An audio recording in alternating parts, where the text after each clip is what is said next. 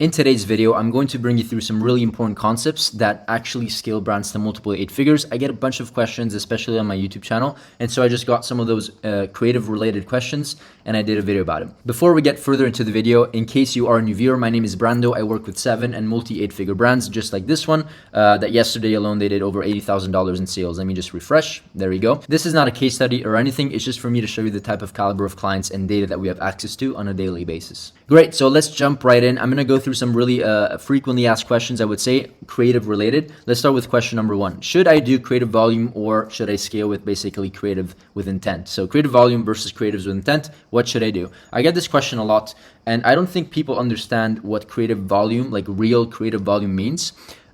People think like, doing 200 ads a month is like creative volume. And so there's like, you have to see this in a terms of proportions, okay?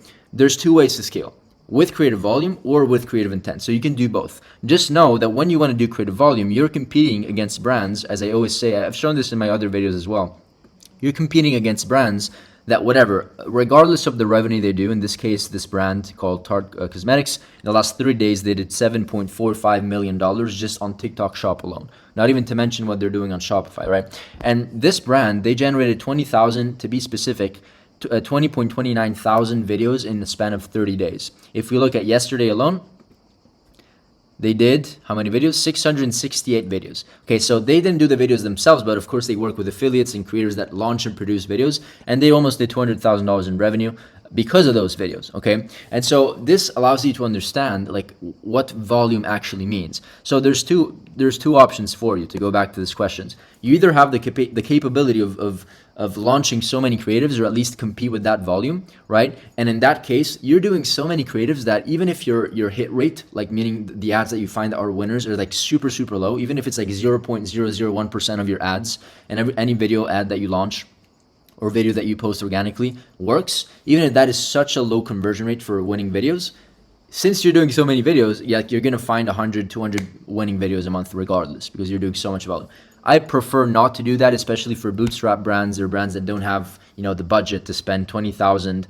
You have to ship 20,000 units a month. Like just even from a stock perspective, it's like, and a cash flow perspective, like you need to have that infrastructure, right? And so I prefer going after like with creative with intent. The way that we do it, instead of aiming for a 0.001% hit rate, we aim for a 10, 12, 15% hit rate on our ads. So we have just do a bunch of research. We understand who we're targeting. We're building relatable ads with research, with intent. And so this allows us to have a much better hit rate, and we can do maybe 10, 15 ads a week instead of like 20,000 a month, right? So it's, I prefer this methodology, but it's up to you based on the infrastructure that you have available. Okay, question number 2. Other than just doing better creatives, okay, what is the best way to scale my brand? Okay, and so this is really, really important. It's really, really important question because there's a couple things that you should do and know when it comes to actually scaling a brand. And this is what most companies do. Let's assume that we understand, as I say in this question here, that you need to do better creatives, because having the capability and understanding of doing better creatives allows you to have leverage over your competitors because you're going to just do better creatives. If you do better creatives, your customers, your avatar customers are going to resonate with you on a deeper level. So that is a given. I'm not going to rant about that. I'm assuming you already know that if you're watching this video. And so I'm going to bring you through some models that are like really, really important when it comes to scaling. So first model is that what most brands are doing. So what they typically do, regardless of the revenue here, right? In this case, this brand is doing maybe $1 million a month or something like that. Maybe a bit less, 500K a month. These numbers, once again, are like, they change based on vertical, they change based on business, they change based on how good at creatives you are, right? And so this is typically the scale that most brands use.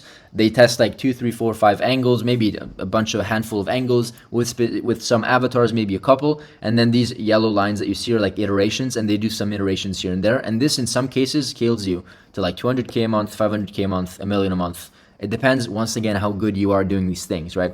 But in most cases, it gets you stuck at 7 figures, right? So what 8-figure or multi 8-figure brands do, and of course 9 figures, 8 figures plus brands do, is that they scale horizontally with this idea of creating personalized funnels for avatars and expanding their avatar line horizontally. So instead of just going after 50% of the market, you're going after Still 50% of the market, but in a much more unique and dissected and laser focused way, targeted way, where you increase your revenue because there's a higher level of resonation. The other way of thinking it is, instead of going after 50% of the market, you maybe go after 100% of the market, because you're targeting not only the 20-year-old, you're targeting the 60-year-old, then you're targeting the 30-year-old, right? Then you're targeting people, women that have that are dealing with menopause, and then women that are dealing with back pain, whatever that is. I don't know what your vertical is. It varies a lot from vertical and brand to brand, but try thinking of expanding horizontally with two different things: avatars,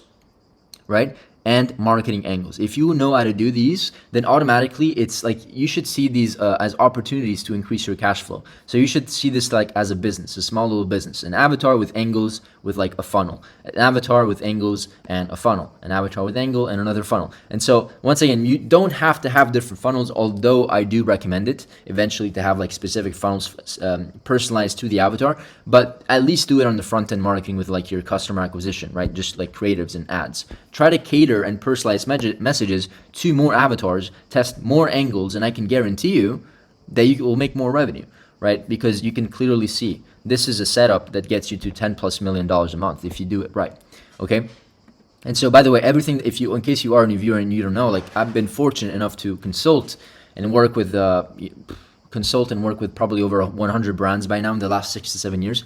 So I've seen these things. So the reason I started this channel is to document everything that I see, right? So this is my answer to this question, okay?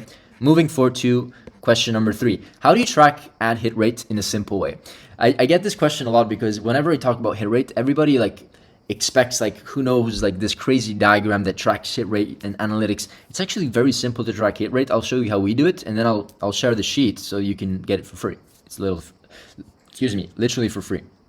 So let me show you what we have. We have something called Demo Command Center, or whatever. It's called Demo because it's an actual demo. You can get the sheet if you want.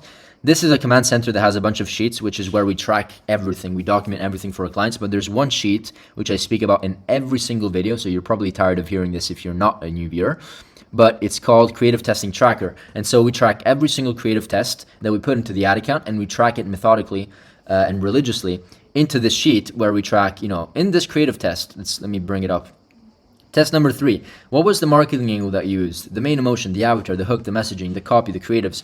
What were the results, right? And what are the learnings? Based on the results, which we can choose, to be determined if the ad or the creative test didn't spend enough. Maybe it's a winner, right? Maybe it's a loser, and maybe it's a break even. Whatever that case may be, in this case, it has to be determined because it didn't spend enough. But in that case, then, because we're putting everything into a column, we can just create a graphical representation that says, hey, this is our win rate. In the last 7 days, in the last 30 days, this is exactly the win rate. This is a real actual win rate of one of our clients, 12%, which isn't bad.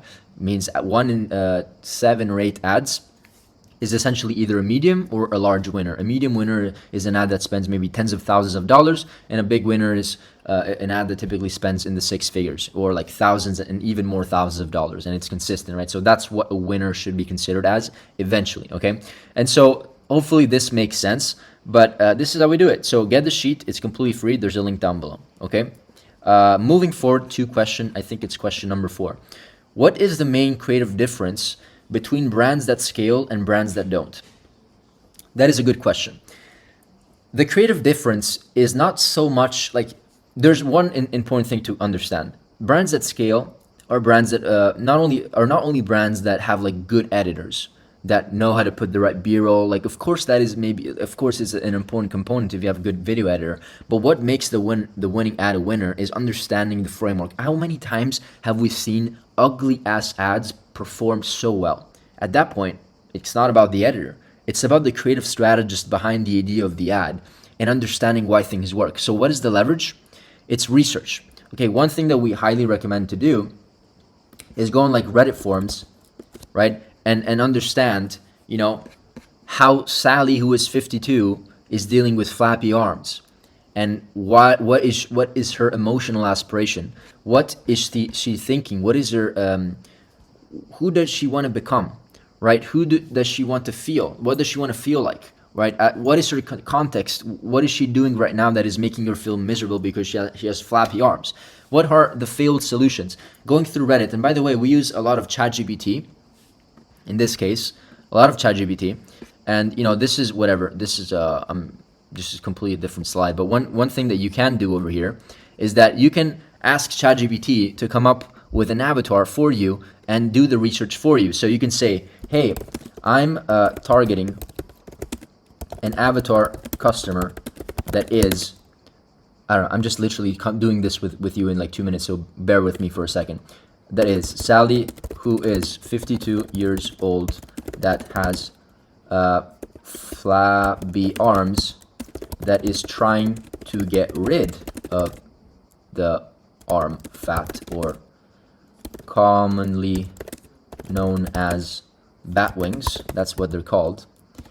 The problem is that Sally is already skinny, and I've gone through this avatar many times, so but this is just for an example to show you what we can do. I like to do like O3, because O3 is, as you can see, advanced reasoning. So I always want to go after like a tool that can really dive deeper into the research. Okay, and so where should we begin? The problem is that Sally is already too skinny. Please, always say please. The ChatGPT will treat you well. The problem is Sally is already too skinny, and she can't not lose more weight to lose her arm fat. So you understand how, first of all, like this alone, going back to this question over here, what is the main creative difference? Apart from creatives, you have to understand that creatives, you need to have a vision for a creative. And if you have a vision on the avatar that you are targeting, and you're not targeting just like what everybody does, the Sally who is 52, but you're targeting a specific persona, doing an ad that resonates with this specific persona, saying, hey, you're 52, you have flappy arms, you have bat wings, you're skinny, and so you can't get rid of the bat wings because you can't lose more weight, or else you're gonna it's gonna be too unhealthy for you, not sustainable. What solution can we provide? Can you use to get rid of the fat without actually losing weight? Which is such a unique. There's so many Sallys who are 52 or like have this specific problem. So many. In fact, this is an angle that I got from a company called Dermadream. They do, I think, like $30-40 million, maybe $50 million a year, and they're using this kind of the same approach. And so first, to answer the question over here, is understanding what a great avatar is, and then doing the research that is required to have so much information so that you can go through these forums and understand everything about this customer or everything about this avatar customer. So this being said, whatever, let me just type it over here. This being said, do deep research on this customer avatar and come up with very unique marketing angles to promote with this, to promote ads to this specific avatar. So this is just me like literally doing this, right? But you have to, of course, take your time, do it right. I like the O3, by the way, because it actually takes some time to think. It doesn't just spit out, you see, it doesn't just spit out everything. And so one other thing that I would add here is like maybe give me the sources, even if it already gives you the sources, because every time there's something, it gives you like the source of where it's from. You can also be a bit more specific and ask it to give you like Reddit sources or even more specific sources if you need that, right? And so as it's planning, maybe we can get back to this in just a second, but it should be pretty fast. But what it's doing is, 30 seconds, boom, done. Let's see what it gave us. Below is a strategic insight dossier on Sally, who's 52, slim build, bothered by flappy arms. Let's see.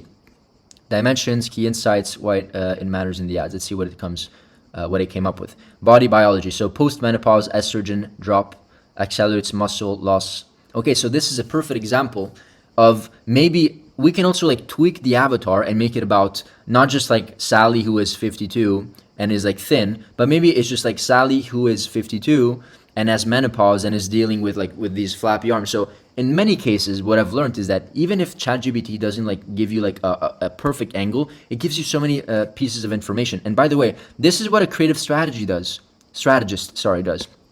He should go and go through all of these forums and these .org, menopause.org, these insightful research articles, and actually do the research. But now we have ChatGPT doing it for us.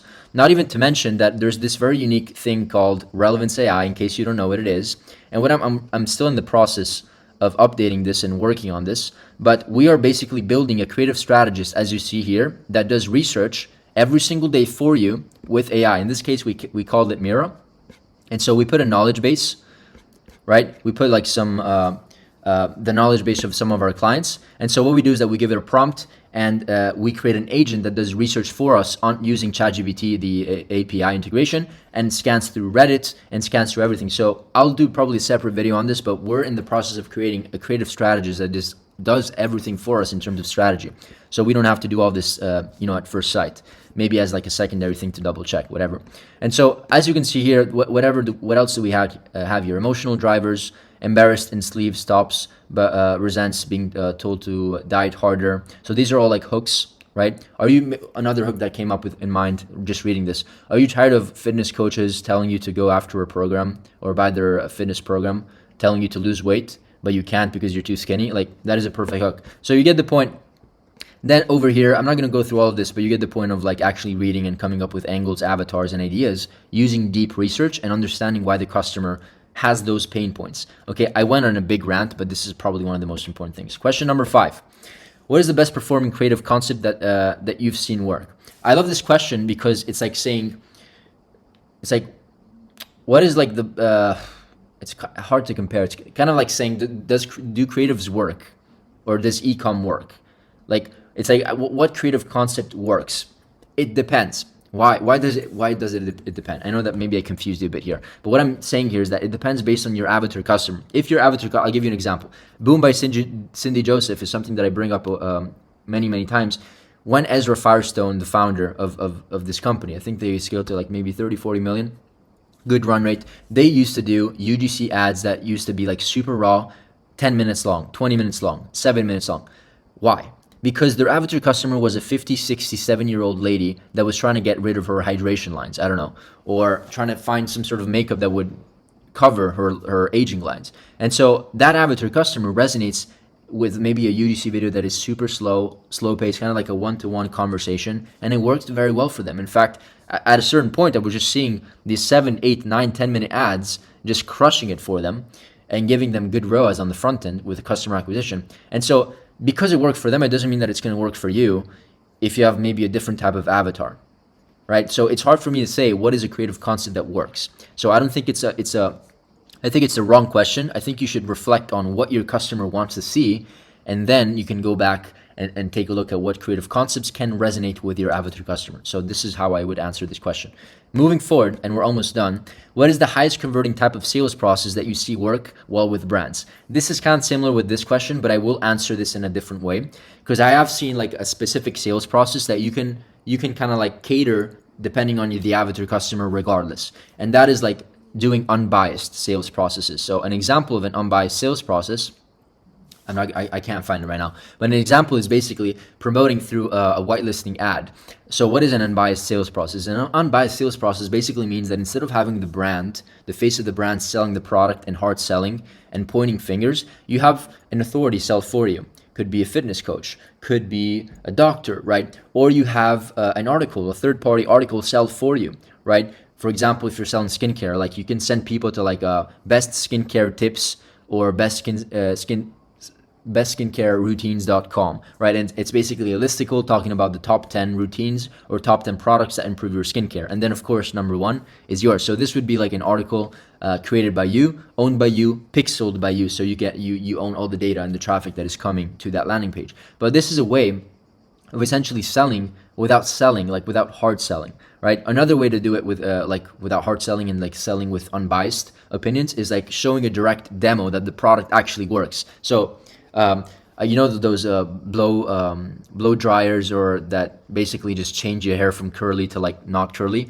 like that is a product demo. There's undeniable proof that it works. So if you can show that, this is a sales process and a marketing strategy that just works. Another example is if you can sell with like a case study of like a transformation from Sally, right, who writes an article talking about her transformation of how she finally got rid of her bat wings, even if she was skinny, and this is what she did, and this is the product that she organically found and that was recommended to her. And she's not maybe affiliated to the product, but she wants to just help women in her stage, or women that feel just like her, that is 52, bat wings. You get the point. And so that is an example of a storytelling that is unbiased, because Sally is doing the selling for you. So this is one sales process that I really recommend testing, regardless of the stage you're in. You could be doing 10 figures a year. I don't care. If you haven't tested this, it's something that it's worth testing. In simple words, next question. In simple words, what are the main things brands need to focus on to scale customer acquisition? If there's a couple of things that I would recommend is having a system. First of all, let me see if I can find this over here. First thing that you have to consider is having a system to track everything, okay? If you have a system to track everything, kind of like how I'm showing you over here with this command center, it's just a matter of time before you find something that works for you, because you're just tracking everything and you're understanding why it's working and why it's not working. If you understand why things work and don't work, why they break or don't break, then you're 10 steps ahead. Because what most companies do, they just try to test something, put it out there. Even if there may be very good marketers and they find something that sticks, they don't truly understand the reason of why that is the case, because they don't track components of a creative test. Right? Why is this ad working? Well, because we use this avatar, this hook, this messaging. We're tracking everything. So tracking is number one. Number two, I would say, is analyzing, what is it called? Scientific ad. Yeah, it's analyzing why winning ads are winning ads. So I've shown this diagram very often. And so what we do is that we methodically track why winning ads are winning ads. How do we do that? We break the ad down. And so we basically come up with an ad framework. In this case, we're analyzing a podcast style ad. And so we break down the framework of the ad, the hook, what happened after the hook, what happened after that, etc. We understand the buying triggers, what is making people to buy. And by the way, you can do this with using ChatGPT. Like, give the transcript of the ad, give the MP4 file of the ad, and it will do it for you. Ask for buying trigger, and also ask for the ad breakdown. And then what we do to take it a step ahead, which is what most people don't, is that we break down the ad scientifically, so we understand what are the components that make the actual ad work, right? And so this is important. So number one, tracking. Number two, understanding why ads work in the first place. And number three, having a proven process to come up with A/B test solutions that are strategic, based on data and based on comparing to winning ads. So if you analyze your failed ad, so once again, tracking number one. Number two, understanding why winners are winners. And number three, understanding why failed ads are failing you by comparing them to winning ads, by comparing them to documents like the one that I just shared over here. So you have a direct comparison. And by being very, and number four, I would say, making sure that your A/B tests are strategic, backed by data. And I'll give you an example. I talk about this often, but every single time we come up with a test, it's not random. Right? If we're starting to think, if we see, for example, the hook rate go down and it's like 20% hook rate instead of 50% hook rate, which is ideal, then we're like, okay, let's just fix the hook rate and test this specific concept in the hook, because we saw that it worked well for one of our competitors or one of our other ads, that it's crushing it, or one of our winners, right? So having that in mind, having the process in mind that every single test should be based and backed by data, that will allow you to get 10 steps ahead already. That is it for this video, guys. Hopefully it wasn't a bit too boring and long, but hopefully if I just got one nugget in your head, or I reassured you on something, I call it a win. Because many times in entrepreneurship, we get lonely. We can't really discuss much with maybe our partners or, our team members, and so we feel alone. And so we have so many things in our mind, but we just need to hear it from somebody else. You know what I'm talking about. Probably if you're an entrepreneur watching this video. But anyways, remember to get the sheet that I shared, right? There's a link down below. It's the third link in the description. And at the end of the day, I wanted to say, last thing, if you are a brand doing at least $100,000 a month, we have experience working with 7, 8, in some cases even 9-figure companies. And so if you want an audit from us and you want to explore the opportunity of working with us, you can do so by just clicking the link down below. I think it's the first link in the description, and you can book a call with us, go through the quick questionnaire, and you're probably going to speak with me or one of my team members, and then we can go from there to explore the opportunity. See you on the call, and definitely see you in the next video. Bye.